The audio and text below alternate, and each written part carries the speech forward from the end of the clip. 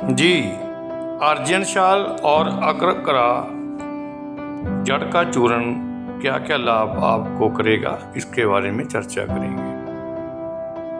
तो नुक्ता कहता है 2 भाग आपने अर्जन की शाल के लेने हैं और 1 भाग अकरकरा की जड़ का चूर्ण लेना है। भाग 2 चम्मच अर्जन की शाल और 1 चम्मच अकरकरा दोनों को मिलाकर पीसकर आप एक कांच की शीशी में आप इन्हें भर लेना है।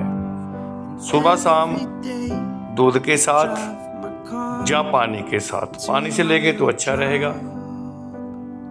तो सुबह शाम पानी के साथ सेवन कर आपने आधे घंटे के लिए आराम करना है। तो फायदे क्या होंगे? घबराहट होती हो वो सदा के लिए मिट जाएगी, दर्द सदा के लिए मिट जाएगा। कंपन रोग, कमजोरी और हृदय संबंधी जितने भी रोग हैं वो इस योग से पूरी तरह से समाप्त हो जाते हैं। ये योग आपके लिए रामबाण सिद्ध हो सकता है। ये योग आप करीब 21 दिन के लिए उपयोग करें।